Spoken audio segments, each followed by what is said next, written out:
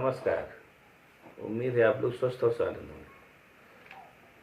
अभी हाल ही में फिर अंतर्राष्ट्रीय रिपोर्ट्स में अपने अडानी साहब का जिक्र हुआ।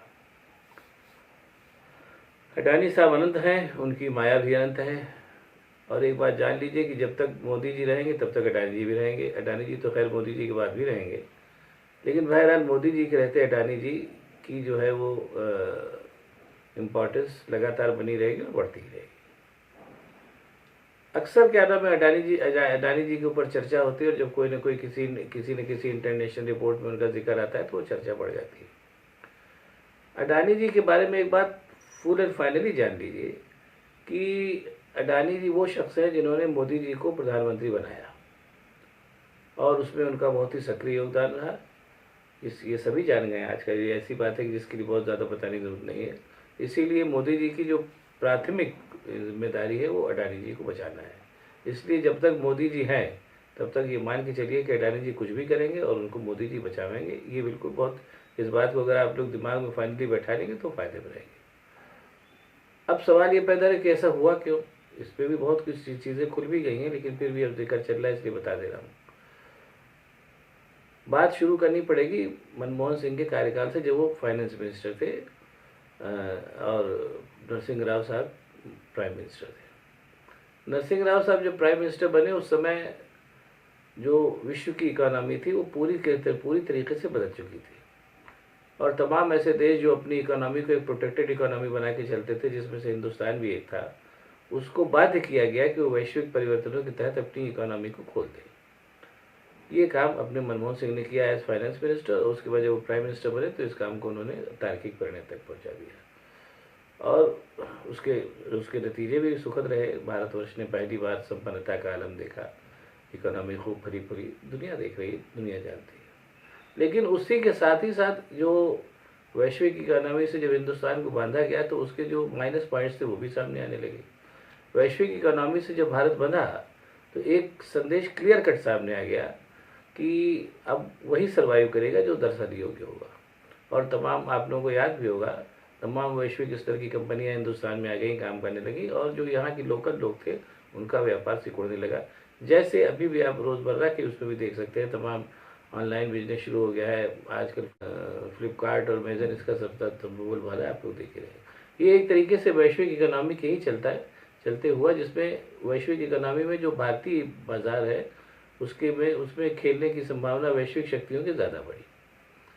और ये एक संदेश एकदम क्लियर कट हो गया कि अब आप वैश्विक प्रतिस्पर्धा में अगर टिकेंगे तो हिंदुस्तान के मार्केट में भी टिकेंगे, और अगर ऐसा नहीं हुआ तो आप हिंदुस्तान के मार्केट से भी आउट हो जाएंगे। मैं पहले भी एक आध बार बता चुका हूँ कि हिंदुस्तान का जो ज़्यादातर जो इंडस्ट्री क्लास है, जिसको आप इंडस्ट्रीज बोलते हैं, उसकी इंडस्ट्री की जो परिकल्पना रही है टाटा बिरला साहब को छोड़ करके, वो ये रही है कि हमको सरकार से तमाम रियायतें मिल जाए और उन रियायतों से हम उद्योग लगाएं और फ़ायदा पहुँचाएँ। ये हिंदुस्तान के जो इंडस्ट्रियल परिदृश्य है उसकी खासियत है। उस परिदृश्य पर जो था वो एक तरीके से छाया मंडराने लगी कि ये परिदृश्य अब ज़्यादा दिन नहीं चलेगा। आप लोग जो मैं कह रहा हूँ उसको ठंडे दिमाग से सोचिएगा। हालांकि मैं इसको पहले भी बता चुका हूँ, लेकिन बात ऐसी है कि इसको कई बार बताना चाहिए। आप ये देखिए कि मनमोहन सिंह के कार्यकाल के जस्ट बाद अगर मोदी जी आए हैं तो उसके पीछे की कथा भी जाननी चाहिए और दिमाग में रखना चाहिए उसको। अब ये परिदृश्य जब एकदम से स्पष्ट हो गया मनमोहन सिंह के कार्यकाल में एज प्राइम मिनिस्टर कि अब वैश्विक प्रतिस्पर्धा में वही टिकेगा जो योग्य होगा, और तमाम वैश्विक कंपनियां हिंदुस्तान में आकर के अपने पैर गिराने लगी, तो यहाँ के जो हिंदुस्तान के जो इंडस्ट्रीज थे, अडानी अंबानी टाइप, और उनके जैसे उनके और जो भाई थे जो खासतौर से जिनका केंद्र गुजरात है, वो इस बात को समझ गए कि हमारे हिंदुस्तान में खेलने के भी दिन सीमित हो रहे धीरे धीरे। उन सब लोगों ने अडानी के नेतृत्व में मोदी जी के ऊपर पैसा लगाना शुरू किया। गुजरात के चीफ मिनिस्टर वो थे ही, और गुजरात ही इस तरीके के इंडस्ट्रीज का अड्डा है, और जाहिर सी बात है मोदी जी में और अडानी अंबानी में एक गठबंधन हुआ। उस गठबंधन ने मोदी जी को प्रधानमंत्री पद का उम्मीदवार बनाया, अभी सब जानते हैं, और उनकी इमेज गढ़ने के लिए पानी के तरीके से पैसा बहाया, और निचले मैदान में उनके चुनाव प्रचार के लिए राष्ट्रीय स्वयंसेवक संघ और भाजपा की फौज थी। संघ के अंदर भी एक गड़बड़ी आ गई थी कि लंबे समय से सत्ता विमुख रहने की वजह से वो जो था इस बात को शायद नहीं भांप पाया, या उस भांप भी गया होगा तो उसने सोचा होगा जो होगा देखा जाएगा। कि पूरी भारतीय जनता पार्टी और के ऊपर जो है वो अडानी अंबानी शरीकों का कब्जा होने जा रहा है। इस बात को संघ, जाहिर सी बात है, ऐसा नहीं हो कि नहीं समझता होगा, समझता ही होगा। लेकिन सत्ता में कौन नहीं रहना चाहता, इसलिए संघ की तरफ से भी इस गठबंधन को लेकर कोई आपत्ति नहीं जताई गई और इन 9 सालों में भी नहीं जताई गई, आगे भी नहीं जताई जा रही। और अडानी के जितने भी मसले उठते हैं उसमें संघ कभी भी हस्तक्षेप नहीं करता, वो सरकार का मामला है। तो इस तरीके से जो युति बनी दो अडानी अंबानी उनके जैसों की और नरेंद्र मोदी साहब की, उसके चलते 2014 का इलेक्शन मोदी साहब जीत गए और प्रधानमंत्री बन गए। अब उसके बाद से आप ये देखिए कि अडानी उनके सबसे खास है ये काम। हालांकि जो काम अडानी कर रहे हैं वो बहुत लोग कर रहे हैं, लेकिन अडानी चूंकि उनके सबसे खास है, उन्हीं की क्रिएशन है, इसलिए वो बार बार हैम्पर उन्हीं के ऊपर होता है। अडानी साहब सत्ता की वो तिजोरी है जिससे सत्ता मेरा ख्याल शायद मल्टीपर्पज़ इस्तेमाल करती है उसका। और जैसे कहीं पैसा भेजना हुआ तो मेरा अगर जांच की जाए तो मुझे लगता है ये सब चीज़ें निकलेंगी। अभी तो मतलब अभी तो ये मान के चलिए कि अनुमान से कहा जा रहा है, सत्ता हो सकता है, गलत हो सकता है, सही भी हो, लेकिन कुल मिला के जैसे परिदृश्य सामने आ रहा है, इस अडानी साहब एक तरीके से मोदी जी की सरकार की मल्टीपर्पज़ तिजोरी है। जहाँ भी ज़रूरत पड़ती है अडानी साहब आगे आ जाते हैं और उसके एवज में मोदी साहब अडानी साहब को पूरी तरीके से चीज़ें दिला रहे हैं। अब आप ये देखिए कि इस ये जो परिदृश्य है पूरा 9 साल का, इसमें 2-3 बातें एकदम क्रिस्टल क्लियर होकर के सामने आई हैं कि इकोनॉमी में का बहुत ढेर सारा पैसा जो है वो अडानी अंबानी और उन जैसे शरीकों को दिया जा चुका है। ये अब कोई छुपी हुई बात नहीं, सब जानते हैं। उस पैसे को जो उनको दिया गया, उस पैसे को जो उधर डाइवर्ट किया गया, उसका रिपरकशन ये हुआ कि जो निचली आबादी है वो तरह तरह के कष्टों से जूझने लगी और जो दिक्कतें थी वो बढ़ने लगी, जैसे बेरोजगारी है, महंगाई है और ये सब तमाम चीज़ें हैं, देख रहे हैं। इम्तहानों के रिजल्ट नहीं निकल रहे हैं, इम्तहानों की वैकेंसीज नहीं निकल रही, ये सब सारी बातें, जैसा मैंने बताया सेना की खर्चा कटौती के लिए भी अग्निवीर जैसी स्कीम लाई गई, ये सब हुआ। यानी कुल मिलाकर के परिदृश्य ये है कि अब सवाल ये पैदा हो रहा है, जैसे ये भी है कि जैसे अडानी का नाम लेते ही क्यों सरकार को सांप सूंघ जाता है। जैसे उसमें आपके संजय सिंह को जेल भेज दिया गया, राहुल गांधी की सदस्यता ले ली गई, उसके पीछे कारण ये भी है कि हिंदुस्तान अभी भी, हालांकि लोकतांत्रिक व्यवस्था पे बहुत से प्रहार हो रहे हैं, लेकिन कुल मिला के हिंदुस्तान अभी भी लोकतांत्रिक देश ही है।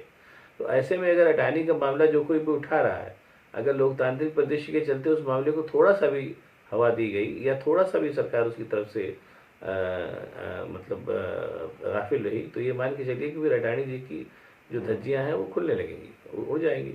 और अडानी जी की धज्जियाँ उड़ने का मतलब कि मोदी जी की धज्जियाँ उड़ना, ये बात अब एकदम कन्फर्म है। और जाहिर सी बात है कि चूंकि अडानी जो है वो मोदी जी के एक तरीके से सहोदरी में कह लीजिए उनको, और उनके लिए मल्टीपर्पज़ उनका इस्तेमाल है, इसलिए ये वैसी बात है कि अडानी जो है वो किसी भी तरीके से कम जब तक मोदी जी हैं तब तक उनका बाल नहीं बांका जब हो सकता, चाहे इंटरनेशनल कितनी भी रिपोर्ट्स आए, ये आप मान के चलिए। और अब 10 साल के परिदृश्य में ऑलमोस्ट तय हो गया कि जितने भी अडानी और अंबानी शरीके थे, मैं बार बार शरीके शब्द का इस्तेमाल कर रहा हूँ, उनको जो है इकोनॉमिक रूप से इतना ज़्यादा मजबूत दिया गया, इतनी उनको संपत्ति दे दी गई है कि अब कल को अगर अगली सरकार भी आती है तो उस सरकार से लड़ने के लिए भी उनके पास काफ़ी सरमाया होगा और उनके पास पैठ भी काफ़ी होगी। अगली सरकार आते आते अडानी अंबानी या उन जैसों के खिलाफ अगर एक्शन लेगी भी तो उसमें बड़ा टाइम लगता है, सब टाइम टेकिंग चीज़ें होती है, नंबर 1। और नंबर 2, इसमें ये भी डिपेंड करता है कि अगली सरकार कैसी आती है, स्थिर आती है या अस्थिर आती है, जैसे भी आती है। यानी इस 10 सालों के कार्यकाल में वो जो, जिसके लिए एक शब्द आता है क्रोनी कैपिटलिस्ट, यानी ऐसे कैपिटलिस्ट जो सरकार के भरोसे हैं और जनता की कास्ट में जिनको पनपाया जा रहा है, वो क्रोनी कैपिटलिस्ट का जो एकदम जो मामला है एकदम फर्स्ट क्लास जम गया है, उसमें किसी को कोई संदेह नहीं होना चाहिए। और वो तो चूंकि लोकतंत्र है, इस वजह से बहुत सी चीज़ें चाह करके भी नहीं दे पाए मोदी जी, जैसे किसान आंदोलन हो गया, वरना खेती गृहस्थी के भी सब उधर ही जा रहा था, ये सब भी हो रहा था। तो ये मिला कि मान के चलिए कि क्रोनी कैपिटलिस्ट जो है वो अपने मोदी जी के कार्यकाल में पूरी तरीके से जम चुके हैं। उसमें बहुत से लोगों ने हिंदुस्तान को छोड़ भी दिया है, और जो है यहाँ पर कहा नहीं जा सकता कि वो क्या करेंगे, पैसा तो उनके पास है ही। हाँ, इसका एक नकारात्मक पक्ष ये भी हुआ है कि क्रोनी कैपिटलिस्ट को प्रश्रय देने के जो एवज में जो अराजकता हिंदुस्तान में फैली है, उस अराजकता से घबरा करके ऐसे बहुत से काबिल लोग भी हिंदुस्तान छोड़ के साल दर साल जा रहे हैं, जो हिंदुस्तान का एक तरीके से ब्रेन ड्रेन तो हो ही रहा है, साथ ही वेल्थ का भी ड्रेन हो रहा है। लेकिन बहरहाल ये पूरा का पूरा जो समय है मोदी काल जो है, ये मोदी काल जो है अडानी अंबानी के काल के तौर पर जाना जाएगा। इसको तय जानिए, इतिहास में जब भी इसकी विवेचना होगी तो मोदी का शासन जो है, मोदी का जो पूरा काल है वो अडानी अंबानी युग के तौर पर जाना जाएगा।